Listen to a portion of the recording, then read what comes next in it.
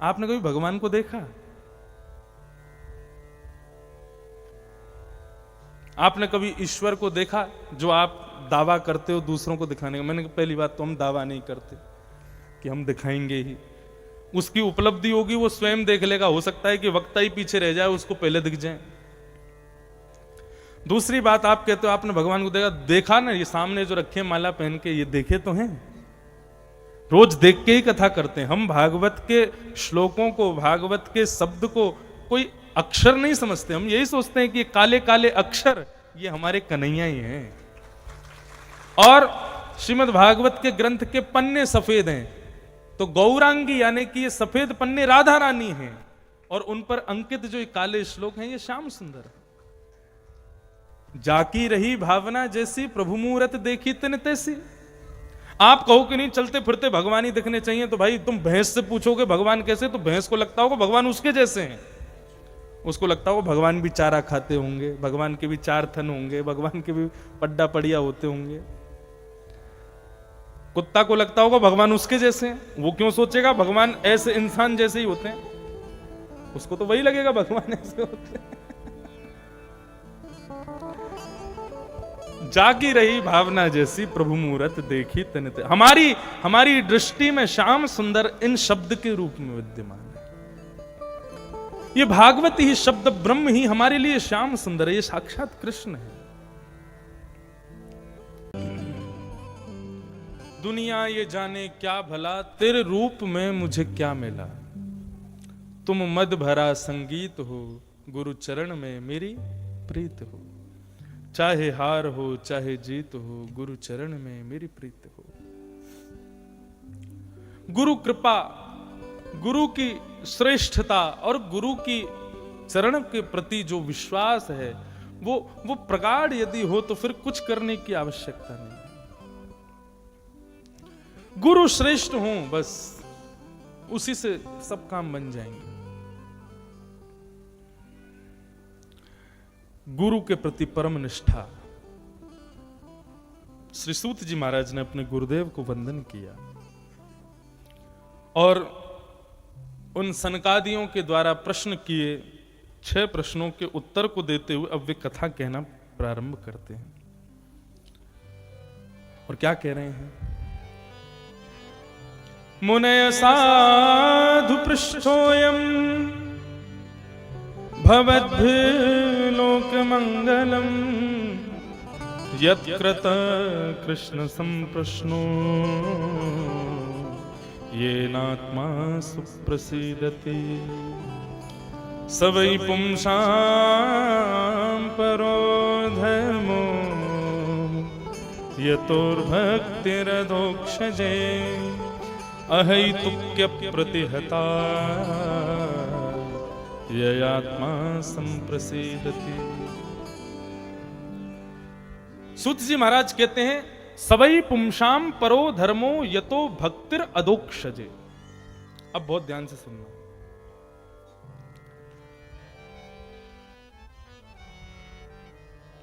पूरी आयत। सभी प्राणी मात्र का परम धर्म क्या है? सवै पुंसाम परो धर्मो यतो भक्तिर अधोक्षजे। अधोक्षज भगवान के चरणों में अहैतुकी भक्ति होना, यह हमारा परम धर्म है। अहैतुकी किसे कहते हैं? अहैतुकी मतलब किसी कारण से नष्ट ना होने वाली भक्ति, उसको कहते हैं अहैतुकी भक्ति। मधु धारावत 3 प्रकार की धारा होती हैं, जल की धारा, तैल धारा और मधु धारा। तीनों में सबसे लंबी चलने वाली धारा कौन सी है? मधु धारा। जल धारा जब डाली जाती है भगवान शिव के ऊपर, जैसे जैसे जैसे आप उस लोटे को ऊपर लेते जाओगे, श्रृंगी को ऊपर लेते जाओगे, तो धारा में खंड खंड हो जाता है, वो है जल धारा। जब तैल धारा होती है तेल की, तो तेल धारा भी निकलती है, तो थोड़ी ऊंचाई पर आने पर उसमें भी खंड आने लग जाता है। लेकिन मधु धारा, अगर अच्छा मधु हो, सच्चा मधु हो, तो महाराज उंगली से फिर कई बार तोड़नी पड़ती है, धारा टूटती नहीं है। अहेतुकी भक्ति किसको कहते हैं? मधु धारावत। जिस प्रकार मधु की धारा, शहद की धारा, वो रोकने पर भी नहीं रुकती है। पात्र से हमको ऐसा लगता है कि खत्म हो गई, लेकिन उसके बाद भी निकलती रहती है, टपकती रहती है, उसको कहते हैं मधु धारा। ऐसी हमारी भक्ति हो। लेकिन हमारी भक्ति कैसी है? जल धारावत। यदि सब कुछ हमारे अनुकूल हो रहा है तो शंकर जी बहुत अच्छे हैं, तो जगदम्बा मैया बहुत अच्छी हैं, तो नारायण भगवान बहुत अच्छे हैं। लेकिन कुछ भी यदि हमारी इच्छा के विपरीत हुआ, हमारी भक्ति में खंड खंड खंड आने लग जाता है, टूटने लग जाती है भक्ति। एक बात कहूं, यदि आप अपने ठाकुर जी की सेवा रोज अपने हाथों से करते हो और किसी कारणवश आज आप सेवा नहीं कर पाए, बहुत व्यस्त थे या किसी कारण से आप निकल गए, कहीं जाना था, आदि आदि जो भी कुछ रहा हो, आप यदि आज अपने ठाकुर जी की सेवा नहीं कर पाए तो यह मत सोचना कि आप बहुत व्यस्त थे या कोई काम था या कुछ और था, बल्कि ऐसा विचार करना कि मैंने कोई अपराध किया जिसकी वजह से ठाकुर जी ने आज अपने सामने मुझे बिठाना भी मंजूर नहीं समझा। ये जबरदस्ती के इतनी व्यस्तताएं मुझे दे दी, क्यों? अब शायद वो चाहते नहीं कि मैं उनके सामने बैठूं। उसी समय समझ जाइए, अपनी भक्ति को मधुधारावत रखिए, यही हमारा परम धर्म है। श्री सुदामा जी महाराज की कथा श्रीमद् भागवत में आती है। सुदामा जी के घर में 3-3 दिन तक भोजन करने के लिए सामग्री नहीं होती थी। उनके छोटे छोटे बालक जब भूख से व्याकुल होकर के पिताजी के चरण पकड़ते थे, पिताजी आज बहुत भूख लगी है, कुछ लाइए ना खाने को। तो सुदामा जी कहते क्या करें, कहां से लाऊं, कैसे व्यवस्था करूं, कोई व्यवस्था नहीं है। तो बाहर रोड पर पड़े हुए आलू जैसे दिखने वाले पत्थरों को उठा लाते और पात्र में जल भर के उसको चूल्हे पर रख करके उन पत्थरों को धीरे से पात्र में रख देते और बालकों से कहते, बालकों देखो आलू अभी उबल रहा है, और आलू जब उबल जाएगा फिर इसके छिलका उतार के थोड़ा नमक रामरस इसमें मिला के फिर बढ़िया प्रेम से इससे रोटी पाएंगे। बालक ताली बजाने लगते हैं, उछलने लगते हैं आलूओं को देख के, जबकि आलू नहीं है, पत्थर है। आज हमको भोजन मिलेगा। बालकों से कहते हैं अभी आलू पक रहे हैं बेटा, तब तक क्या करोगे, आओ गोदी में सर रखो, थोड़ी देर कन्हैया की कथा सुनो। और कथा सुनाते सुनाते बालकों को सुला देते हैं भूखे। लेकिन ऐसी परिस्थिति होने पर भी कभी द्वारिकाधीश से शिकायत नहीं करते कि आपने ऐसा क्यों किया, ऐसा जीवन हमारा क्यों है। इसको कहते हैं अहितुकी भक्ति। जीवन में कितने भी कष्ट आ जाएं, लेकिन आपकी भक्ति में, उस भक्ति पर उसका कोई प्रभाव ना हो, इसे कहते हैं अहितुकी भक्ति।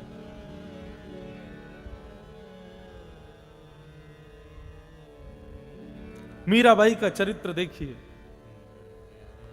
कितनी विषम परिस्थितियां आई, लेकिन मीराबाई ने अपने गिरधर लाल को नहीं त्यागा। इसको कहते हैं अहितुकी भक्ति। अहितुक्य प्रतिहता, हमारी भक्ति अहितुकी बनी रहे, यही हमारा परम धर्म है। अभी हम जा रहे हैं कथा करने के लिए जगन्नाथपुरी। जगन्नाथ भगवान का एक भक्त हुआ, उसका नाम था सालवेग। सालवेग की माता ब्राह्मणी थी और सालवेग के पिता मुसलमान थे।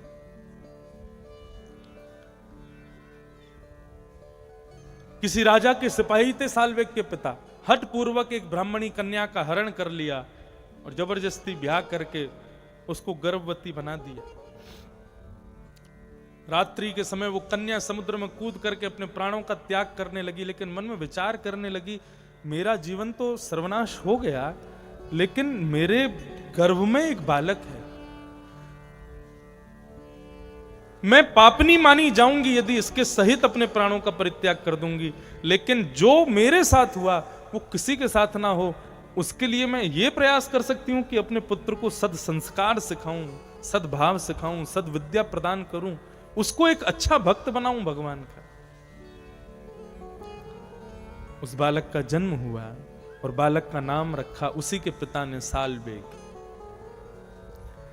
सालबेग बचपन से ही जगन्नाथ जी की कथाएं सुनता है। जगन्नाथ जी कैसे हैं? बोले जगन्नाथ स्वामी नयन पथगामी भवतु में। कैसे हैं जगन्नाथ भगवान? उनके संपूर्ण स्वरूप को आज तक सालबेग कभी जगन्नाथपुरी गया नहीं, कोसों दूर उसका गांव है, लेकिन केवल अपनी मां से सुन सुन करके उसको याद है कि जगन्नाथ जी कैसे हैं।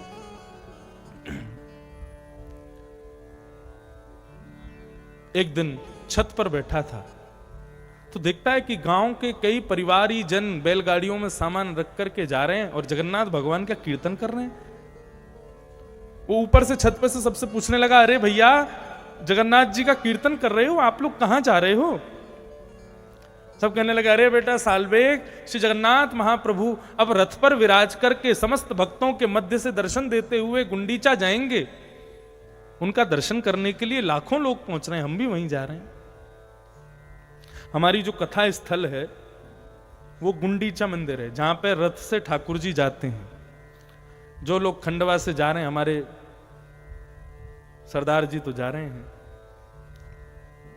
और भी कई लोग खंडवा से पहुंच रहे हैं।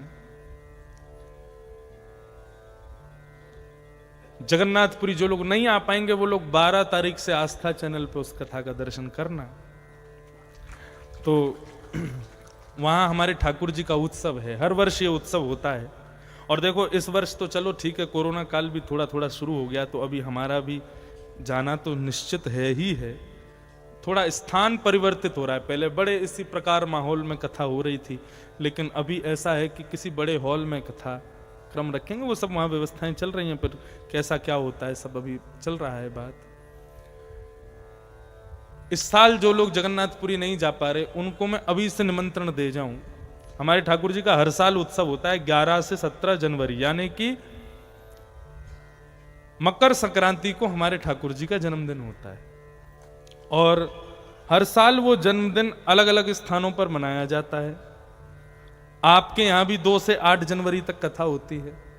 8 जनवरी को यहां कथा, अगली साल जो भी महानुभाव पधारे उनको प्रणाम करके, और फिर 10 जनवरी को सब लोग पहुंच जाना। कहां? अगली साल कथा होगी अयोध्या में, अवध में।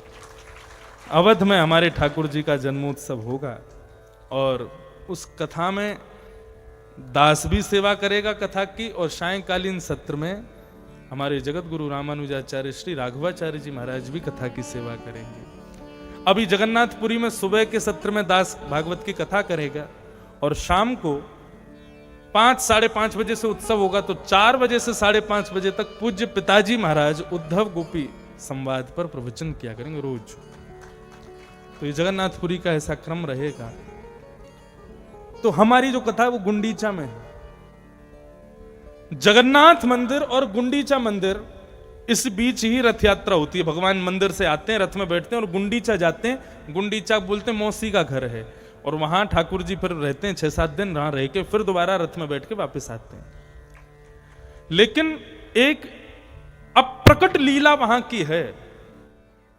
जगन्नाथ जो है ना, जगन्नाथ मंदिर, उसको माना जाता है द्वारिकापुरी, और गुंडीचा मंदिर को माना जाता है श्री वृंदावन धाम। तो ठाकुर जी जो हर वर्ष ये रथ यात्रा करते हैं, मानो द्वारिकाधीश रथ में विराजमान होकर के ब्रजवासियों से मिलने वृंदावन जाते हैं, और वृंदावन में कुछ दिन निवास करके फिर वृंदावन से पुनः लौट करके जगन्नाथ मंदिर आते हैं। इस बात का प्रतिपादन तब हुआ जब भगवान जगन्नाथ रथ यात्रा में रथ पर आरूढ़ होकर जाते थे, तो जब जगन्नाथ मंदिर से गुंडीचा जाते थे तो चैतन्य महाप्रभु भावावेश में आकर के नृत्य करते हुए, उछलते कूदते हुए जाते थे। क्यों? वृंदावन जा रहे हैं। और जब ठाकुर जी वहां गुंडीचा में रहते, 6-7 दिन सेवा स्वीकार करके जब पुनः लौट करके जाते ना, तो चैतन्य महाप्रभु जाते ही नहीं थे। बोले नहीं, द्वारिका नहीं जाएंगे, ठाकुर जी ब्रज से दोबारा लौट के जाएं, वो उस लीला में हमको जाना ही नहीं है। हमको तो केवल ब्रज में ठाकुर जी आवे और ब्रज में रहें, उसी लीला में रहना है। तो गुंडीचा जहां हमारी कथा है, वो उसको जगन्नाथपुरी का वृंदावन माना जाता है। तो रथ यात्रा के लिए सारे गांव के लोग जा रहे थे। सालबेग ने मन बनाया कि मैं भी चलूं। मैं कैसे जाऊं? अपनी माँ से जाके प्रार्थना की, बोले माँ पूरा गांव जा रहा है भगवान जगन्नाथ के दर्शन करने के लिए, मैं भी चला जाऊं? साल्वेग की माँ ने समझाया, बेटा तू नहीं जा सकता, तुम एक म्लेच्छ खानदान में जन्मे हो, तुमको अनुमति नहीं है। और यदि चले भी जाओगे रथ यात्रा में, दूर से खड़े होकर दर्शन कर भी लोगे, तेरे पिता को यदि पता चल गया तो तेरी अनुपस्थिति में मेरे प्राण तो चले जाएंगे, मुझे तो मार ही देगा, और लौट के तू आएगा तो तेरे साथ जाने क्या करेगा। इसलिए बेटा तुम यहीं रहकर के अप्रकट भक्ति करो, बिना दर्शन किए अपने हृदय में ही जगन्नाथ जी का स्वरूप बिठाओ और यहीं से उनका स्मरण करो। रुदन करता हुआ साल्वेग छत पर जाकर के बैठ गया और जगन्नाथपुरी जिस दिशा में है उस दिशा की ओर मुंह करके बैठ गया और जगन्नाथ भगवान से कहने लगा, ये मेरा दुर्भाग्य नहीं है कि मैं नहीं आ पा रहा, वास्तव में ये सब आपकी लीला है, आप चाहते ही नहीं हो कि मैं आऊं।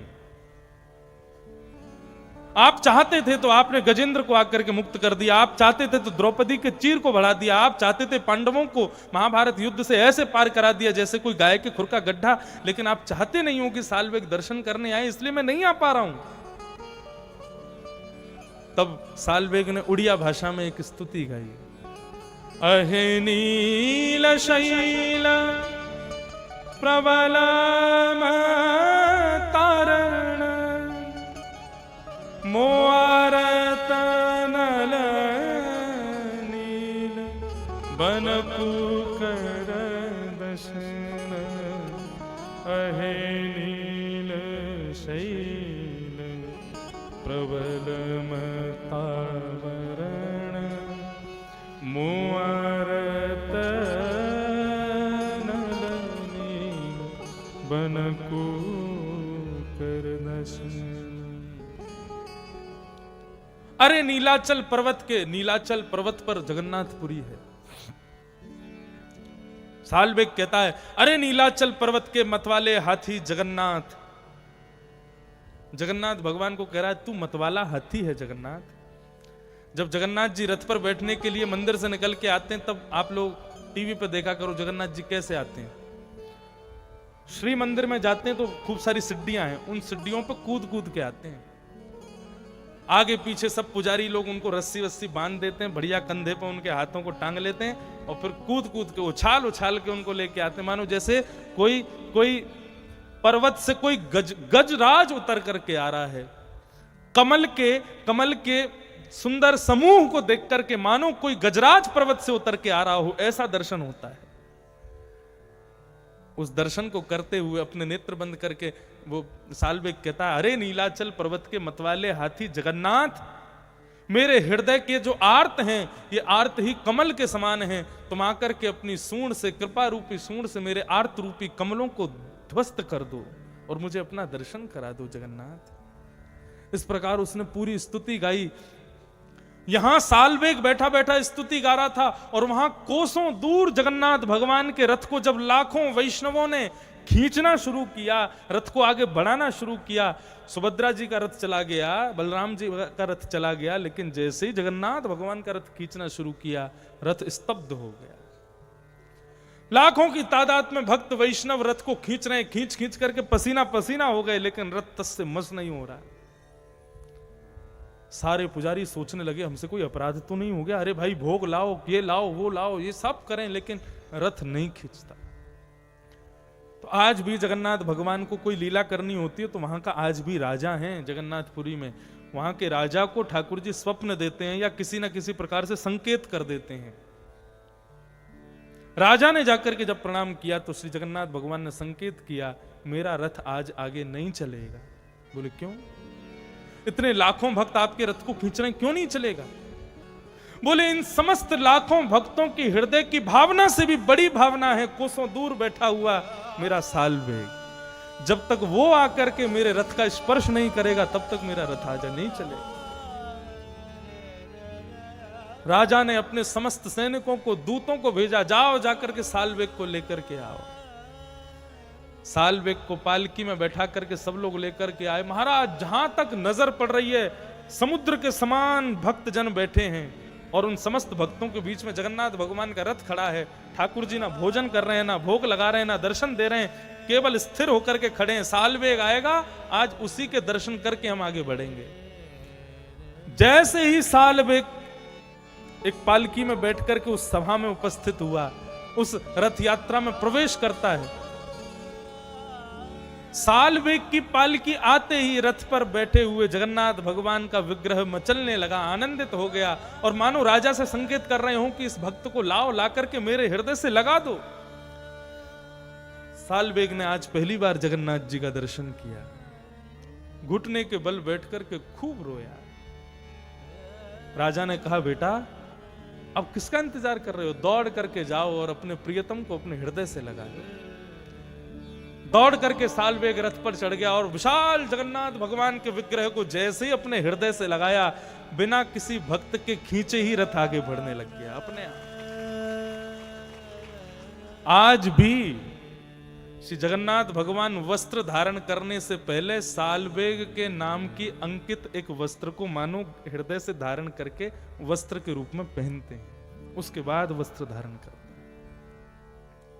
हैं। ऐसे कृपालु श्री जगन्नाथ भगवान, इसको कहते हैं अहेतुकी भक्ति। क्या कहते हैं? और ऐसी भक्ति होना ही हमारा परम धर्म है, यही हमारा परम धर्म है।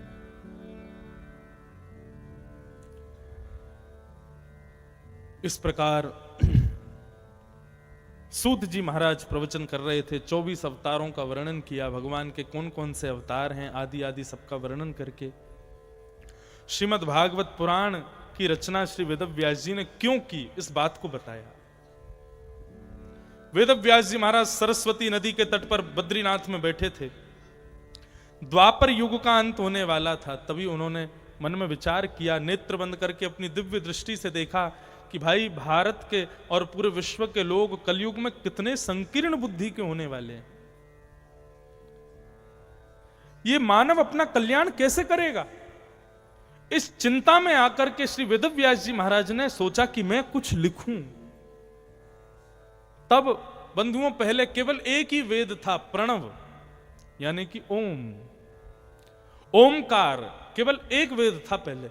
लेकिन फिर उन्होंने एक वेकम चतुर्विधम, उसको 4 वेदों में परिणत कर दिया, ऋग्वेद, यजुर्वेद, सामवेद, अथर्ववेद, उसका विस्तार कर दिया। लेकिन विस्तारीकरण करके भी मन को शांति नहीं हुई। वेद इतने कठिन हैं, हर कोई पढ़ नहीं पाता। वेद के पढ़ने वालों के नियम इतने हैं, शिखा सूत्र होनी चाहिए, ब्राह्मण कुल होना चाहिए, तभी वेद पढ़ सकते हो, अन्यथा नहीं पढ़ सकते। आदि आदि सब नियम बना दिए, मानव कल्याण फिर भी नहीं हुआ। महाभारत आदि इतिहास लिखे और उसके बाद 18 उपपुराण लिखे और 17 महापुराण लिखे। इस प्रकार वेदव्यास जी महाराज लिखते ही चले गए, लेकिन मन को शांति नहीं मिली। तब एक दिन बड़े दुखित मन से बैठे थे सरस्वती के तट पर, तभी वहां पर श्री नारद जी महाराज का आगमन हुआ। बहुत ध्यान से सुनना। नारद जी महाराज ने आकर के कहा, वेदव्यास जी आप दुखी क्यों हो, आपका चेहरा इतना मुरझाया हुआ क्यों है। तब श्री वेदव्यास जी महाराज ने कहा, बोले मैं इतना कुछ लिख चुका हूं मानव कल्याण के लिए, लेकिन पता नहीं मेरे मन को संतोष नहीं हो रहा। मुझे लग रहा है शायद अभी भी कहीं कुछ रह रहा है, कुछ कमी रह गई है।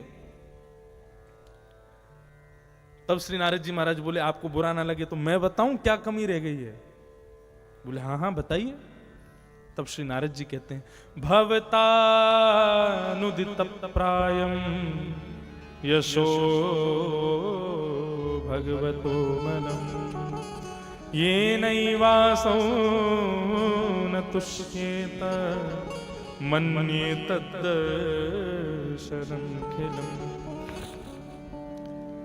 प्रभु में ध्यान से सुनिएगा, मैं बता रहा हूं कहां कमी रह गई है। आपने चतुर्विध पुरुषार्थ कैसे प्राप्त हो यही लिखा है बस। चतुर्विध पुरुषार्थ किसको कहते हैं? धर्म, अर्थ, काम और मोक्ष। इनको क्या कहते हैं?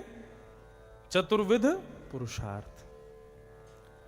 व्यक्ति धर्म कैसे करे, व्यक्ति अर्थ कैसे कमावे, अपनी कामनाओं की पूर्ति कैसे करे और मोक्ष को कैसे प्राप्त करे, केवल इन चारों का ही वर्णन किया है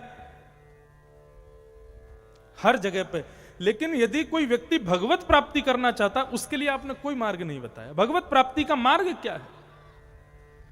जिसको ना धर्म चाहिए, ना अर्थ चाहिए, ना काम चाहिए, ना मोक्ष चाहिए, केवल और केवल सांवरा चाहिए, जिसको राधा रमन लाल चाहिए, जिसको केवल ठाकुर जी से प्रीति करनी है, प्रेम करना है, उसके लिए आपने क्या लिखा? वेद व्यास जी बोले ऐसों के लिए तो मैंने कुछ भी नहीं लिखा। बोले इसीलिए मन अशांत है। धर्म अर्थ काम मोक्ष तो व्यक्ति कई बार अपने पूर्व जन्मों के कृत्य के अनुसार भी प्राप्त कर लेता है, लेकिन भगवत प्राप्ति कैसे करेगा यह आपने कहीं नहीं बताया।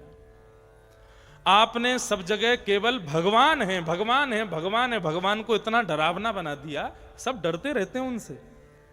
वो भगवान किसी के बुलाने पर माखन खाने भी आते हैं। छछिया भरी छाछ पर नाच नचायो, एक श्लोक तो इतना सुंदर है, वो मैं कहता हूं तो मुझे आनंद आ जाता है। यस्या लिंदे ब्रह्म वसिता आहा, ऐसे ब्रह्म का आपने कहां वर्णन किया है? कैसे ब्रह्म का? श्रुतिम अपरे स्मृतिम अपरे नीतिम अपरे भजन्तु भव भीता अहम तु नंदम वंदे यस्या लिंदे ब्रह्म वसिता। कितना सुंदर वर्णन है, ध्यान से सुनना। ब्रह्मा जी कह रहे हैं कि मैं पर ब्रह्म को खोजने निकला, तो पर ब्रह्म को खोजने के लिए सबसे पहले मैं कहां गया? श्रुतियों के पास गया। श्रुति किसे कहते हैं? वेद। तो जब मैंने वेद में खोजा तो मुझको भगवान नहीं मिले।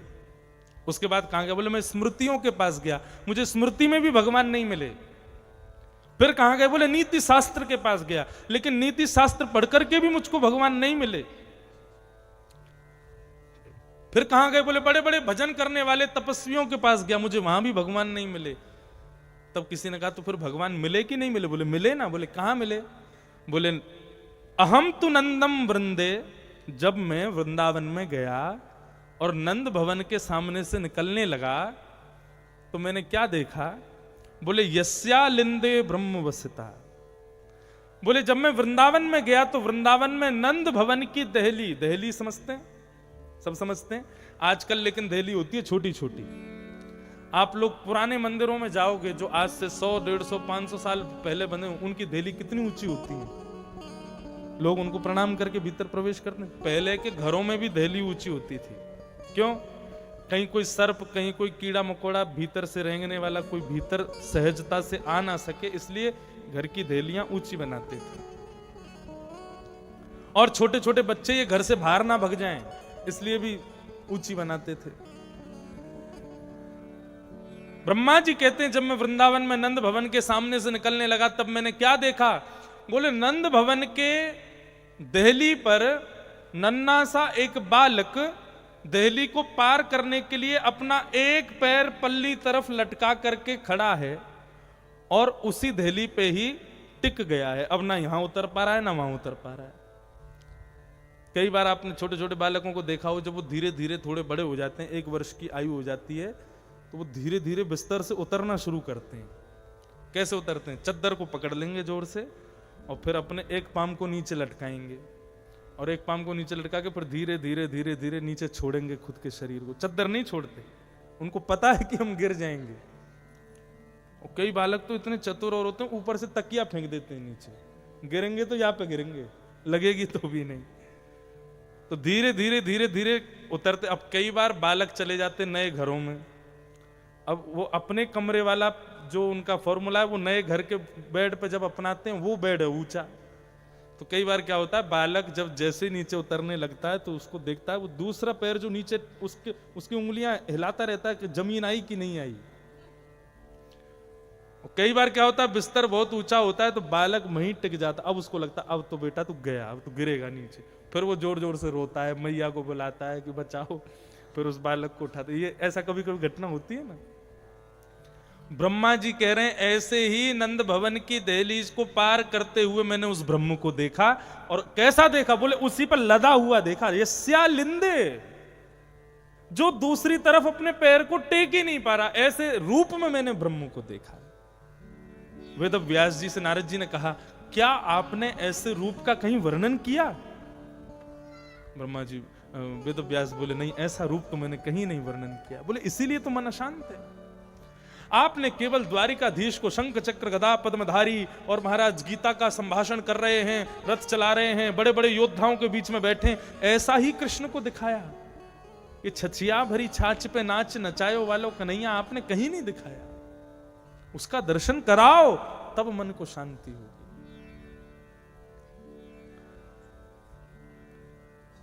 तब श्री वेदव्यास जी महाराज बोले, मैं क्या करूं, कैसे करूं, किस प्रकार ऐसे ब्रह्म का वर्णन करूं। समाधि नानुस्मर तद विचेष्टितम, समाधि लगाओ।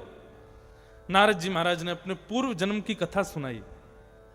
मैं एक दासी पुत्र था, मेरी मां घर घर में काम करती थी। एक बार मेरे यहां चातुर्मास के लिए संत आए थे। उन संतों के यहां मेरी मां ने मुझको कुछ छोटी छोटी सेवाएं दे दी। मैं सेवा करता था, संतों की कथा सुनता था। नारद जी सुना रहे हैं। 4 महीने बाद जब संत जाने लगे, तब मैंने उनसे कहा कि मुझे अपने साथ ले चलो, मुझे अब यहां नहीं रहना। तब मेरी मां ने कहा कि भाई ये तो मेरी बुढ़ापे की लाठी है, ये कहां जाएगा मुझे छोड़ करके। तब संतों ने कहा, बेटा अभी तुम मां की सेवा करो, हम तुमको एक श्लोक दे जाते हैं, इस श्लोक का जितना हो सके गान करना। तब उन संतों ने मुझे एक श्लोक प्रदान किया। नमो भगवते तुभ्यं वासुदेवाय धीमहि प्रद्युम्नाय निरुद्धाय नमः संकर्षणाय च। ओम नमो भगवते वासुदेवाय, ये मंत्र मुझे प्रदान किया। इस मंत्र का आश्रय लेकर के नारद जी महाराज कहते हैं, मैंने खूब जप किया, खूब नाम गाया। एक दिन मेरी मां को एक सर्प ने डस दिया, मेरी मां की मृत्यु हो गई। मां का संस्कार करके मैं वन में निकल गया और वन में जाकर के मैंने खूब इस मंत्र का जाप किया। मेरे हृदय में ठाकुर जी का एक स्वरूप प्रकट हो गया। मैं उस स्वरूप का दर्शन करके आनंदित होने लगा, लेकिन तत्क्षण ही वो स्वरूप अंतर ध्यान हो गया। जैसे अंतर ध्यान हुआ, मैंने विरह से कातर होकर के नेत्र खोले और कहा, हे प्रभु, हा नाथ, कहां हो। तब आकाशवाणी हुई कि नारद, हे बालक, तुम अभी मेरी प्राप्ति के लिए परिपक्व नहीं हो, मैंने अपना दर्शन करा दिया है बस। अब इसी दर्शन का चिंतन करते करते अपने प्राणों का त्याग कर देना, अगले जन्म में तुम्हें मेरी प्राप्ति होगी। मैंने उसी स्वरूप का चिंतन किया, खूब मंत्र का गान किया। प्रलयकालीन समुद्र में जब समुद्र ये पूरा संसार डूब गया, मेरी मृत्यु हो गई, तब अगले जन्म के रूप में मैं भगवान का दास हरिदास नारद बन करके प्रकट हो गया। आज मैं हरिदास हूं। देवदत्तामिमां वीणां स्वर ब्रह्म विभूषितां मूर्छयित्वा हरिकथां गायमानश्चराम्यहम्। ये देवदत्ता वीणा है। नारद जी अपनी वीणा दिखाने लगे, बोले ये वीणा है, ये वीणा मुझको भगवान ने दी है। मैं इस वीणा पर भगवान के मंगल में गीत गाता हूं, मंगल में कीर्तन गाता हूं, मंगल में भजन गाता हूं। बंधुओं, भगवान ने हम सबको एक एक वीणा दे रखी है कंठ के रूप में। किसी की वीणा सुधरी हुई है, सुरीली है, किसी की वीणा उतरी भई है, कंसुरी बेसुरी है, लेकिन वीणा सबके पास है। लेकिन प्रयास करो, अपनी उस वीणा से जितना हो सके ठाकुर जी की सेवा करो, जितना हो सके भगवान का भजन करो।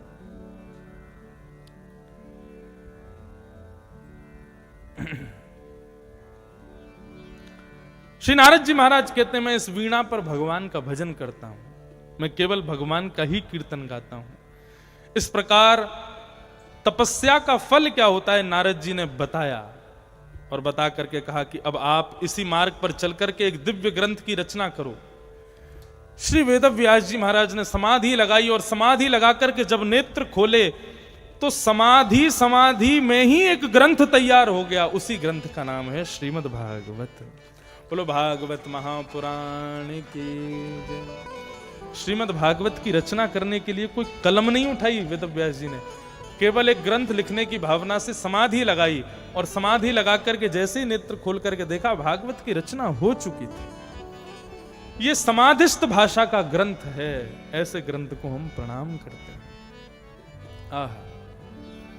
2 मिनट हरि नाम संकीर्तन मेरे साथ गाओ। भागवत की रचना हुई है। हरि नाम से तेरा काम बनेगा, हरि नाम से तेरा काम बनेगा। हरि नाम लेने वाला, हरि नाम लेने वाला, हरि का है प्यारा, हरि का भजन करो, हरि है हमारा, हरि का भजन करो, हरि है हमारा। हरि का भजन करो, हरि है हमारा।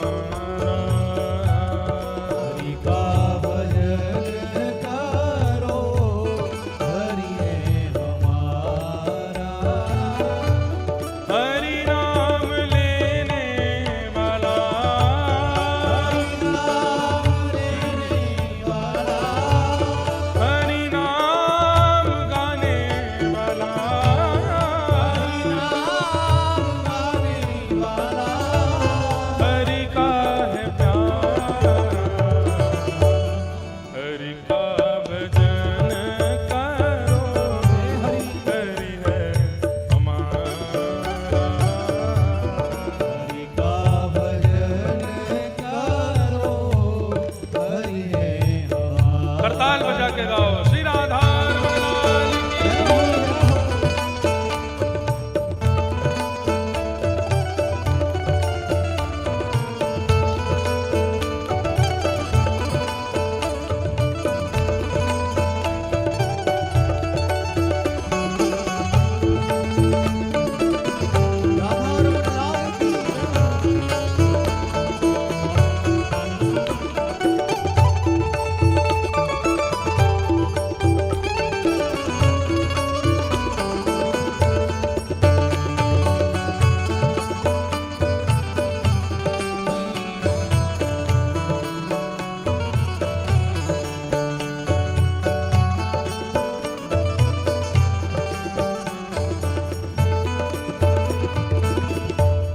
हरि नाम से तेरा काम बनेगा, हरि नाम से तेरा काम बनेगा। हरि नाम ही तेरे साथ चलेगा, हरि नाम ही तेरे साथ चलेगा। हमारे शास्त्रों में एक भाव पूछा जाता है, धनानि भूमौ पशवस्य गौस्थे, भार्याग्रहे द्वारिजन श्मशाने, देहश्चिताया परलोक मार्गे, धर्मानुगो गच्छति जीव एकः। हमारे साथ सदा सर्वदा कौन रहता है? आप कहोगे महाराज जी धन रहता है, रुपया रहता है। मृत्यु होने के बाद में जिस बैंक में रखा ना वहीं रह जाएगा, जहां गाड़ के रखा है वहीं रह जाएगा, जिस जगह छुपा के रखा वहीं रह जाएगा। धन कभी साथ नहीं जाता। आप कहोगे मैंने मर्सिडीज गाड़ी ली है, BMW है, मेरे पास में ऑडी है, मेरे पास इनोवा है, ये सब गाड़ियां मेरे साथ जाएंगी, गराज में खड़ी रहेंगी, आंसू भी नहीं निकलेंगे, मेरा मालिक चला गया। आप कहोगे ये तो नॉन लिविंग थिंग है। जीवित तो मेरी पत्नी है, इससे मैंने 7 जन्मों तक साथ रहने का वादा किया है। इसने मेरे साथ 7 फेरे लगाए हैं। मेरे मंगल का सूत्र इसके गले में रहता है, ये मेरे साथ जाएगी मरने के बाद। ग्रहेद्वारी पत्नी भी केवल घर के द्वार तक साथ जाती है, उसके बाद सब भाई बंधु उसको ले जाते हैं, पत्नी उससे आगे नहीं जाती। शमशान पर पत्नी नहीं जाती, पत्नी केवल घर के द्वार तक जाती है। आप कहोगे पत्नी तो फिर भी मेरी 26-27 साल की उम्र में आई थी, लेकिन 26-27 साल पहले से मेरे भाई बंधु प्रियजन परिजन ये सब मेरे साथ थे, ये लोग मेरे साथ जाएंगे। तो जनश श्मशाने, ये लोग भी केवल शमशान तक साथ जाएंगे, उससे आगे ये भी नहीं जाएंगे। जनश श्मशाने, उससे आगे ये भी नहीं जाएंगे। आप कहोगे महाराज जी ये लोग तो फिर भी जन्म लेने के बाद मुझे मिले, शरीर तो मां के गर्भ से ही मेरे साथ था, ये शरीर मेरे साथ जाएगा आगे। तो देह चिताया, देह चिता पे जाकर के जल जाएगा, यहीं पर राख हो जाएगा, तो फिर तुम्हारे साथ गया कौन आगे? तब कहते हैं धर्मानुगो गच्छति जीव एक, मनुष्य के द्वारा किए गए सत्कर्म और हरि का भजन ही आगे की यात्रा करता है। उसने जैसा कर्म किया होगा, जितना भजन किया होगा, शमशान के बाद की यात्रा वही सुनिश्चित करेंगे। पापी होगा तो नरक भेज देंगे और पुण्यात्मा होगा तो स्वर्ग जाएगा।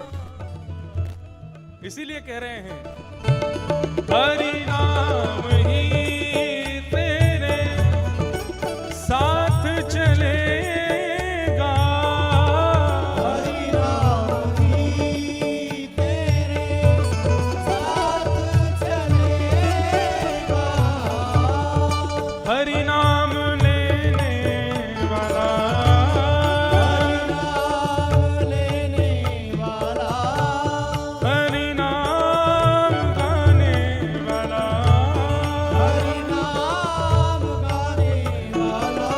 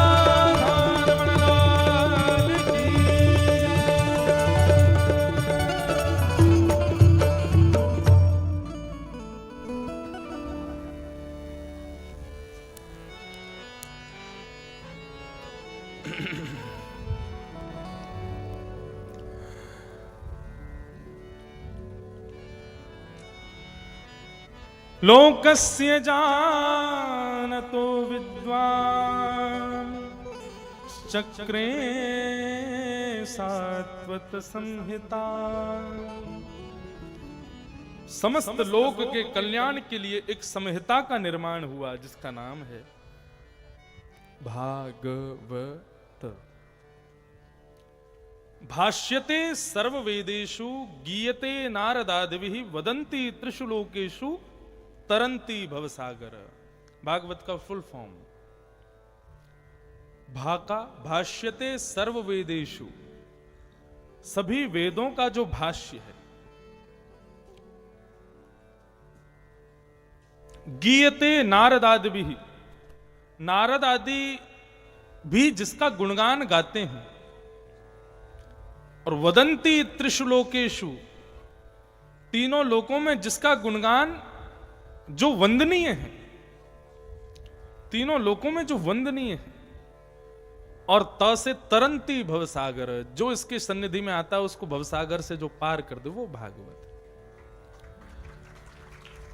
भागवत के 4 और भी अर्थ हैं। भा से भक्ति, गा से ज्ञान, व से वैराग्य, त से त्याग। ये भागवत, ऐसी भागवत उनकी रचना हुई। और भागवत की रचना के पश्चात वेद व्यास जी महाराज ने भागवत की रचना तो कर दी, अब उनके मन को शांति मिली, सुख मिला। मन को सुख मिला तो अब मन में विचार करने लगे, अब इस भागवत संहिता को घर घर में जन जन तक कैसे पहुंचाऊं मैं। तो बंधुओं, वेद व्यास जी के पुत्र ही हैं श्री सुखदेव जी महाराज। परंतु ये पुत्र बने कैसे, उसकी बड़ी विचित्र कथा है।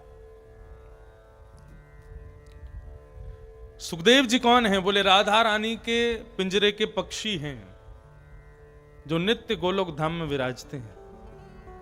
राधा रानी बोलती है कृष्ण बोलो, माधव बोलो, श्याम बोलो, मनमोहन बोलो, तो तोता तो रट लेता है, सब बोल देता है। लेकिन एक दिन स्वयं श्री कृष्ण जब गोलोक धाम में पधारे, सबने प्रणाम किया लेकिन तोते ने प्रणाम नहीं किया, शुकाचार्य जी ने प्रणाम नहीं किया। तो श्री राधा रानी के मन में भाव आया, इन्होंने प्रणाम क्यों नहीं किया, इतना नाम गाता है फिर भी प्रणाम क्यों नहीं किया। तो उनको बात समझ आई कि भाई ये नाम गाता है बस, लेकिन नाम जिसका गा रहा है उसको जानता नहीं है, उसके विषय में जानता नहीं है, इसको जानना चाहिए। जाने बिन न होए परतीति, बिन परतीत होत नहीं प्रीति। जानना बहुत जरूरी है। और जानोगे कैसे? हरे कृष्ण कृष्ण कृष्ण हरे हरे, हरे राम राम राम हरे हरे।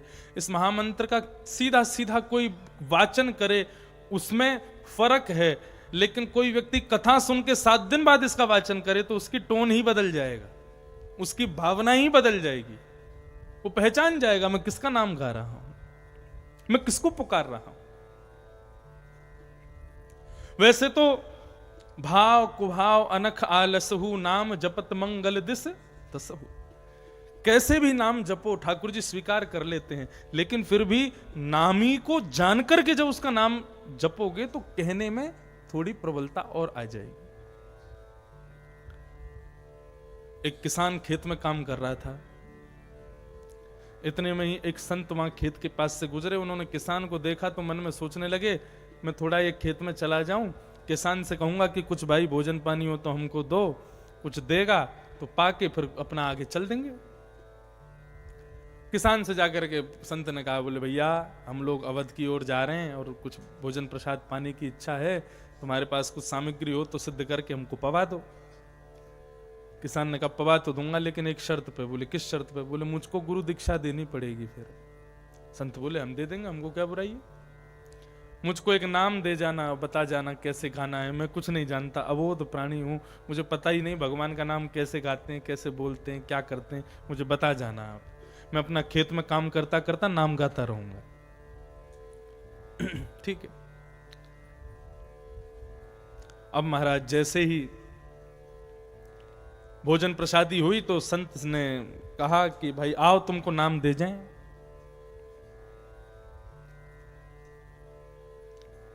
चला गया तो कहा कि महाराज भगवान का कोई नाम बता दो जो मैं गाता रहूं। तो बोले बोलो कृष्ण चंद्र। तो बोला कृष्णचंद्र। कृष्ण शब्द अधिकतर लोग अशुद्ध बोलते हैं। वृंदावन आएंगे, अच्छा कई लोग बोलते हैं कृष्णा। कृष्णा भगवान का नाम नहीं है, कृष्णा द्रौपदी का नाम है। भगवान का नाम कृष्णा नहीं है, भगवान का नाम कृष्ण है बस। लोग जब कृष्णा बोलते हैं ना तो कृष्णा स्त्रीलिंग हो जाता है, वो फिर द्रौपदी का नाम है। नृक्ष कृष्णापकृतम गुरु सुतम वामस्व भावा कृपयान नाम च, भागवत में वर्णन है। कृष्णा द्रौपदी का नाम है, भगवान का नाम तो कृष्ण है, उसमें आकार नहीं लगाना चाहिए। कई लोग महामंत्र भी बोलते हैं हरे कृष्णा हरे कृष्ण। देखियो गौड़िया वैष्णव संप्रदाय, अधिकतर गौड़िया वैष्णव संप्रदाय के आचार्य जो रहे वे रहे बंगाल के। बंगाल में बंगाल की लिपि ही ऐसी है, वो बोलते ही ऐसे हैं कि उनके शब्द में अकार का आगमन हो ही जाता है। अब हमारे घर के बगल में ही गौड़िया वैष्णव संप्रदाय का खूब सुंदर एक स्थान है, वहां सुबह कीर्तन करेंगे तो कैसे करते हैं, हरे कृष्णा हरे कृष्णा। अब वो बोलते तो कृष्ण ही हैं, लेकिन बंगालियों के मुख से आकार बोल ही जाता है। कृष्ण कृष्ण हरे हरे हरे राम वो आ भी नहीं बोलते, औ बोलते औ। बंगला भाषा में भी ऐसे ही बोलते हैं। तो उस कारण से अब उनके शिष्य परंपरा में जितने हुए सबने सोचा शायद ये कृष्णा ही बोलना है, रामा ही बोलना है। नहीं, हरे कृष्ण कृष्ण कृष्ण हरे हरे, हरे राम राम राम हरे हरे। कृष्ण शब्द बहुत लोग अशुद्ध बोलते, कई लोग कृष्णा बोलेंगे, कई किशन बोलेंगे, कई कृष्ण बोलेंगे, कई कृष्ण पता ही नहीं क्या क्या बोलते हैं। कृष्ण शब्द शुद्ध उच्चारण नहीं करते। हमारे गुजरात में चले जाओ, कृष्ण कृष्ण, रुक्मणी नहीं रुक्ष्मणी, कृपा नहीं कृपा, हृदय नहीं हृदय। गुजरात की भाषा अलग है, लेकिन वास्तव में कृष्ण ये शुद्ध उच्चारण है। तो महात्मा ने उसको कहा, किसान को, भाई कृष्णचंद्र ये बोला करो तुम। तो अब तो महाराज वो किसान बेचारा बहुत सीधा सरल महात्मा, उसको ज्यादा कुछ आता नहीं था। तो बोले अच्छा कृष्णचंद्र कृष्णचंद्र कृष्णचंद्र कृष्णचंद्र, भूल ना जाऊं इसलिए याद कर रहा था। कृष्णचंद्र कृष्णचंद्र कृष्णचंद्र कृष्णचंद्र।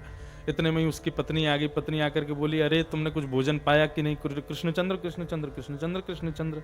उसको वो डर था कि मैं कहीं भूल ना जाऊं।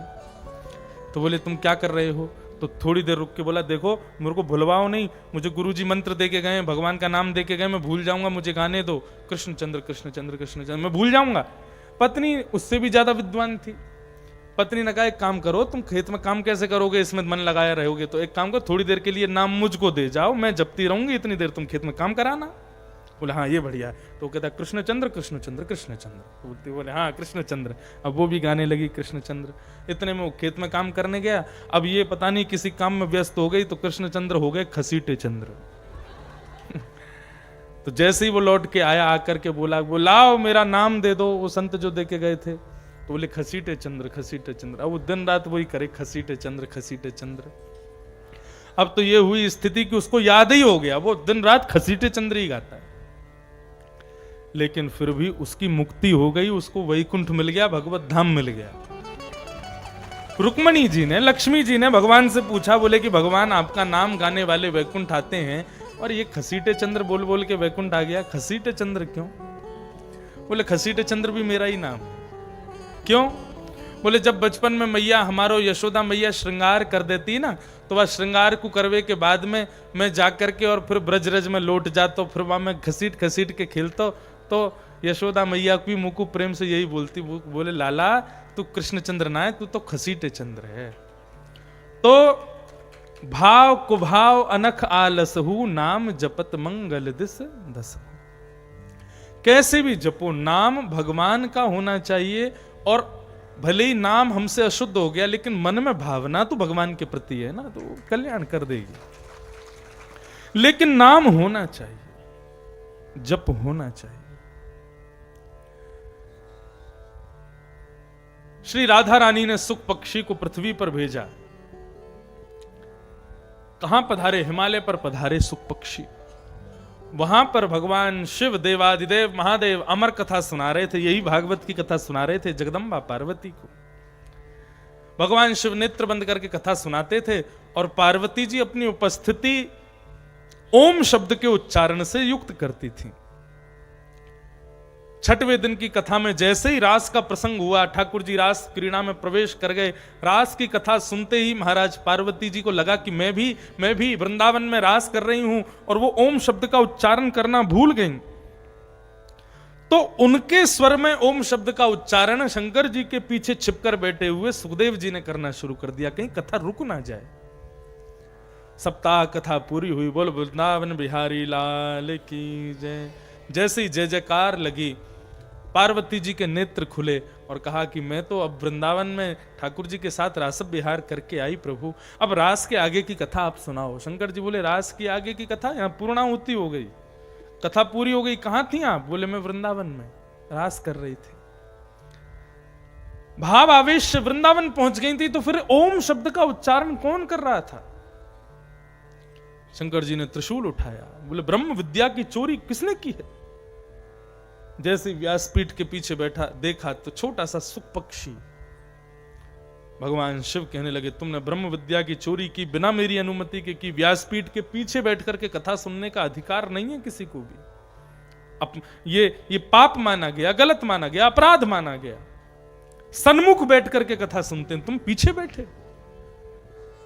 दंड देने के लिए भगवान शिव त्रिशूल उठा करके उस सुख पक्षी के पीछे पीछे दौड़े। हिमालय की कंदराओं में घूमता फिरता उड़ता हुआ वो सुख पक्षी सीधा पहुंचा बद्रीनाथ, जहां श्री वेदव्यास जी की गृहिणी बिटिका मुख खोल करके जलपान कर रही थी। तो उनके मुख में जगह देख करके सुख पक्षी, नन्ना सा सुख पक्षी मुख में होकर के उन्हीं के गर्भ में चला गया और गर्भ में जाके बैठ गया। शंकर जी आए, खोज खाज के चले गए, लेकिन कहीं भी उनको सुखदेव जी नहीं मिले। 12 वर्ष तक श्री शुकाचार्य जी बिटिका के गर्भ में रहे और 12 वर्षों तक शंकर जी के द्वारा सुनी गई कथा का मनन चिंतन किया। इतना मनन चिंतन किया कि 12 वर्ष बाद वही कथा उनके रोम रोम से प्रकट होने लगी, श्लोक प्रकट होने लगे और वह श्लोक श्री बिटिका जी को सुनाई देने लगे। वो बोली कि ये श्लोक कहां से सुनाई दे रहे हैं? तब उन्होंने अपने पति यानी कि श्री वेदव्यास जी से जाकर के कहा कि मुझे कहीं से दिव्य श्लोक सुनाई देते हैं। तब नेत्र बंद करके वेदव्यास जी ने अपनी दिव्य दृष्टि से देखा तो कहा देवी तुम्हारे गर्भ में एक छोटा सा बालक है सुखदेव, वही अपनी ब्रह्म विद्या का वाचन करता है जो तुम्हें सुनाई देता है। बिटिका ने कहा मैं दर्शन करना चाहती हूं, इनसे कहो ना ये बाहर पधारें। वेदव्यास जी ने प्रार्थना की पुत्र बाहर आओ। बोले मैं नहीं आऊंगा। क्यों? एकांत वासा झगड़ा न झासा। बाहर आ गया तो माया मुझे पकड़ लेगी, मैं यहां से नहीं आऊंगा बाहर। और यदि आप चाहते हो मैं बाहर आऊं तो ठाकुर जी से आकर के कहो कि ठाकुर जी मुझे वचन दें, संसार की माया मेरा स्पर्श नहीं करेगी तो मैं आऊंगा। वेदव्यास जी महाराज ने ठाकुर जी से प्रार्थना की, ठाकुर जी प्रकट हुए। ठाकुर जी ने कह दिया, बोले सुखदेव आप जन्म लीजिए। आप संसार की माया में फंसने के लिए नहीं, संसार की माया में फंसे हुओं को उबारने के लिए आपका जन्म हुआ है, आप पधारो। जब भगवान ने वचन दिया तब श्री शुकाचार्य जी महाराज प्रकट हुए हैं। यम प्रव्रजंतम अनुपेत अपेत कृत्यम द्वैपायनो विरह कातरया जुहाव पुत्रेति तन्मयतया तर्वोभिनेदु तम सर्वभूत हृदयं मुनिमानतोऽस्मि। सुखदेव जी जन्म लेते ही वन में चले गए, अपने माता पिता से भी नहीं मिले। ऐसे सुखदेव जी जो ऊपर हिमालय पर निर्गुण निराकार ब्रह्म की उपासना कर रहे हैं। निर्गुण निराकार किसे कहते हैं? जिसके आंख नहीं, जिसके नाक नहीं, जिसका कोई अंग नहीं, जिसका कोई स्वरूप नहीं, ऐसे निर्गुण निराकार ब्रह्म की उपासना कर रहे थे श्री सुखदेव जी महाराज। वेदव्यास जी ने मन में विचार किया कि इस सुखदेव को यहां लाया कैसे जाए। तब उन्होंने सोचा कि यदि भागवत को चखा दूं थोड़ा सा और थोड़ा सा सुखदेव अपने कानों से यदि इनको सुन लेगा इसके श्लोकों को, तो पूरी कथा सुनने के लिए अपने आप आ जाएगा। तो छोटे छोटे बालकों को तैयार किया, भागवत के श्लोक याद कराए और कहा कि हिमालय पर जब जाओ ना तुलसी लेने के लिए, फूल लेने के लिए, लकड़ी लेने के लिए, तो श्लोकों का गान करते हुए जाया करो। और जब कोई छोटा सा ब्रह्मचारी तुमसे कहे कि भैया श्लोक सुनाओ और सुनाओ, तो उससे कहना कि हमारे गुरुजी के पास चलो, वही तुमको सुनाएंगे। एक पिता ने अपने पुत्र को बुलाने की कितनी सुंदर तरकीब अपनाई। श्री शुक्राचार्य जी महाराज निर्गुण निराकार ब्रह्म की उपासना में बैठे थे, तभी छोटे छोटे बालक श्रीमद् भागवत के वेणु गीत का श्लोक का गान करते हुए जा रहे हैं। कैसा श्लोक? बर्हापीणं नटवर वपुः कर्णयो कर्णकारम् बिभ्रद्वासः कनककपिशं वैजयन्तीं च मालाम् रन्ध्रान् वेणोवधरसुधया पूरयन् गोपवृन्दैः बृन्दारण्यं स्वपदरमणं प्राविशद गीत कीर्ति। आहा, कैसे स्वरूप का वर्णन कर रहे हैं श्लोक के माध्यम से। एक पद के माध्यम से सुनो। मोर मुकुट छवि निरखे रिझे माई, मोर मुकुट छवि निरखे, मोर मुकुट छवि निरखे मोर मुकुट छवि निरखे। देखो,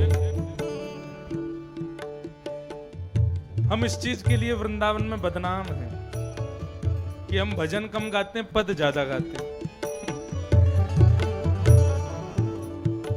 पद किसे कहते हैं? भजन आदि तो साधारण भाषा में होते हैं, आजकल के लोगों के द्वारा रचित होते हैं, लेकिन ये पद आज से 500 वर्ष पूर्व श्री सूरदास जो गाते थे, मीराबाई जो गाती थी, रैदास जो गाते थे, कुंभनदास जो गाते थे, ये वो पद हैं जिनको सुनकर के ठाकुर जी वैकुंठ से अपनी गादी छोड़ के प्रकट हो जाते थे। ये वो पद हैं।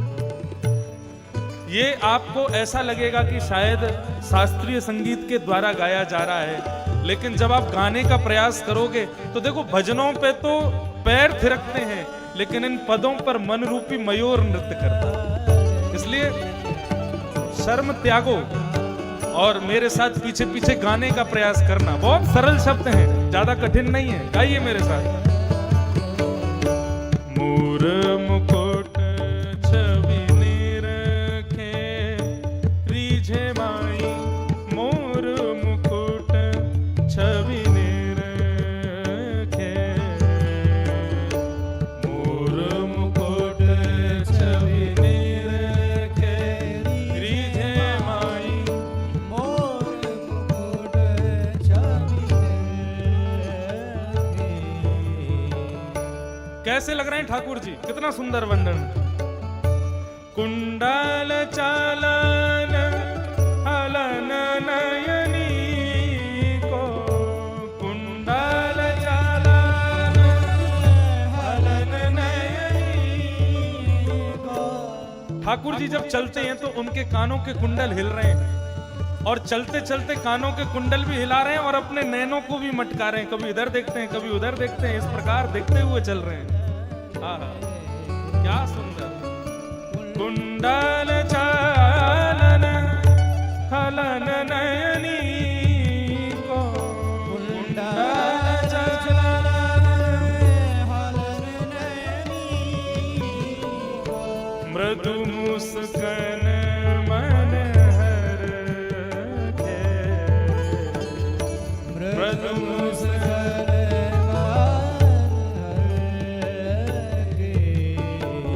मृदु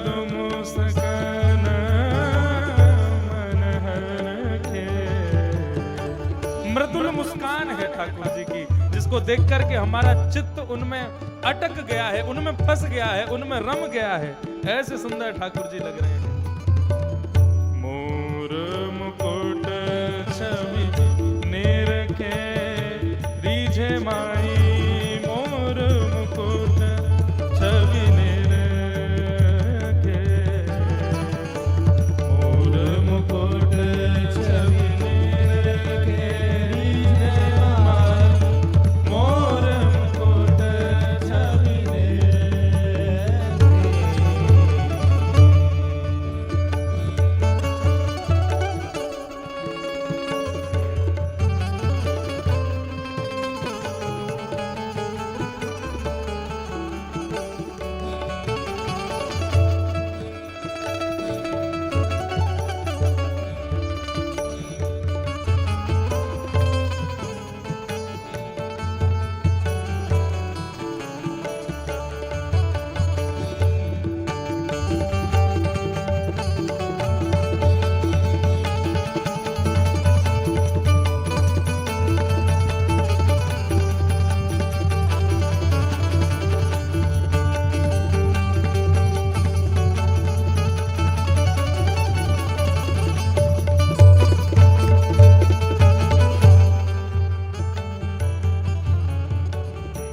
संग लिए नवतन ब्रज वनीता, संग लिए नवतन ब्रज वनीता, संग लिए नवतन ब्रज वनीता, संग लिए नवतन ब्रज वनीता, रमत तरणी जाकर के,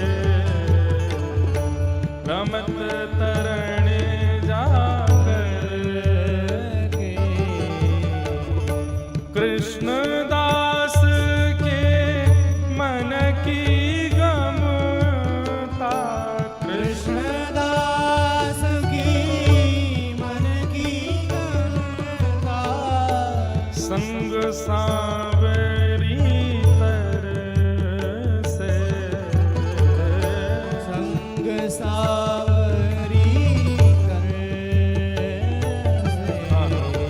ऐसे सुंदर ठाकुर जी लग रहे हैं। कानों में कुंडल पहने हैं, चल रहे हैं तो वे कुंडल उनके कपोलों का स्पर्श कर रहे हैं, नैनों को इस प्रकार से मटका रहे हैं, साथ में नवीन नवीन ब्रजबनिताओं के साथ में जा रहे हैं। और इस स्वरूप को देख करके कि श्री किशोरी जी अपने पलकों को रोके खड़ी हैं कि कहीं मेरी पलक झपक ना जाए इस स्वरूप को देखने में।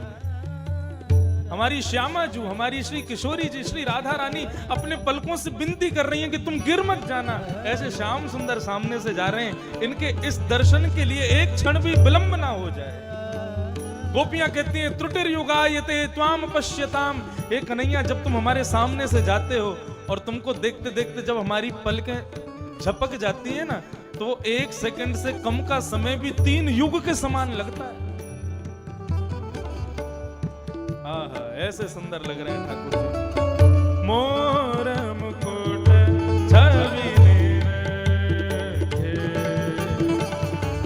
मोर मुकुट छवि निरखे रीझे माई, मोर मुकुट छवि निरखे, मोर मुकुट छवि निरखे रीझे माई, मोर मुकुट छवि निरखे, मोर मुकुट छवि निरखे रीझे माई, मोर मुकुट छवि, मोर मुकुट छवि, मोर मुकुट छवि निरखे।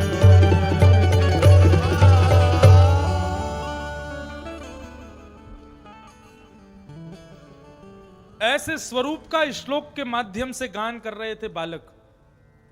बरहा पीणम नटवर वपु कर्णयो कर्णकारम, जिन्होंने मोर पंख का आपीड़ यानी कि मुकुट पहना है। अब देखो, कोई निर्गुण निराकार ब्रह्म की उपासना करे और आप उसके सामने सगुण साकार ब्रह्म के गुणगान गाओगे तो क्या होगा? कोई व्यक्ति बेचारा एकादशी का व्रत कर रहा है और उसके सामने तुम दाल चावल रोटी सब्जी और पूड़ी भाजी ये सब खाओगे तो उसका क्या हाल होगा? कोई बेचारा डायबिटीज का मरीज मीठा छोड़ा बैठा है, उसके सामने तुम दबा के जो है मालपुआ में और मिला के रबड़ी खा रहे हो तो उसका क्या हाल होगा? ठीक उसी प्रकार कोई निर्गुण निराकार ब्रह्म की उपासना कर रहा है, उसके सामने सगुण साकार ब्रह्म का गान करोगे तो उसका क्या हाल होगा?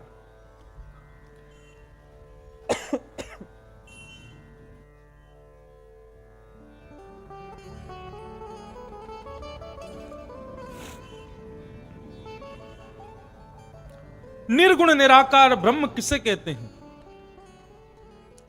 हम कभी कभी नेत्र बंद करते हैं तो कुछ नहीं दिखाई देता, एक बिंदु जैसी एक दिखाई देती है, वो इधर उधर घूमती रहती है आंखों के आगे। बस उस बिंदु को केंद्र में करना, ये निर्गुण निराकार पर ब्रह्म की उपासना है, जिसके ना हाथ है, ना पैर है, ना मुख है, ना स्वरूप है, कुछ भी नहीं है, उसको निर्गुण निराकार ब्रह्म कहते हैं। और सगुण साकार किसे कहते हैं? वो अभी अभी आप सुन रहे थे, ये सगुण साकार है। मोर पुकुट भी पहनते हैं, कानों में कुंडल भी पहनते हैं, घुंघराली अलकावलियां जिनकी हैं, सुंदर वंशी का नाद करते हैं, टेढ़ी टेढ़ी चाल चलते हैं, ऐसे स्वरूप ये सगुण साकार ब्रह्म है।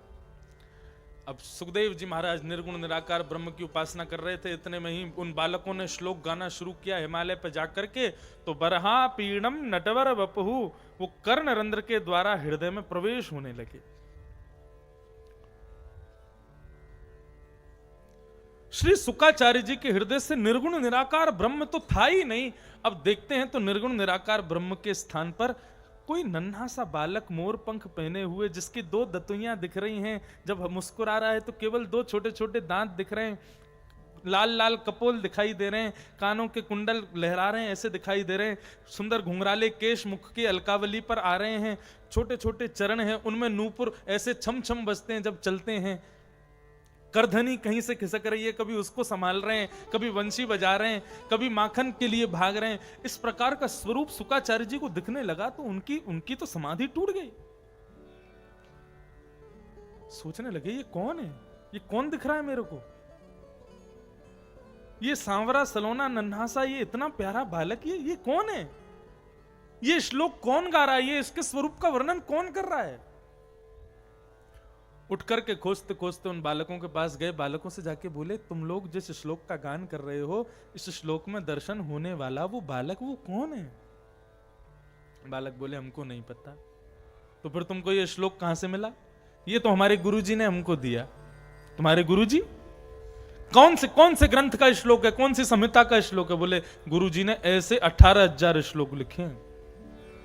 बोले 18,000 श्लोक?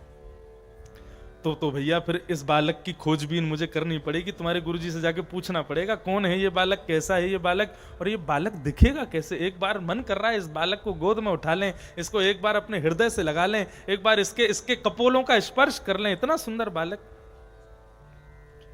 बालक बोले आप चलो हमारे साथ हमारे गुरुजी के पास। शुकाचार्य जी की उंगली पकड़ करके हिमालय की कंदराओं से लेकर के आए सरस्वती नदी के किनारे। जैसे सुखदेव जी ने आकर के देखा तो गुरु के स्थान पर कोई और नहीं, उनके पिता श्री वेद व्यास जी थे। अपने पिता को देख करके सुखदेव जी नृत्य करने लगे। बोले अरे मैं कहां पर निर्गुण निराकार ब्रह्म की उपासना कर रहा था, मुझे क्या पता था पर ब्रह्म को मेरे घर में मेरे पिताजी ने ही जन्म दे रखा है। अपने पिता के चरणों में प्रणाम किया सुखदेव जी ने और कहा पिताजी अब मुझे आप ये संहिता पढ़ाइए दीजिए। तब श्री वेद व्यास जी ने सुखदेव जी को ये भागवत की कथा सुनाई, पढ़ाई।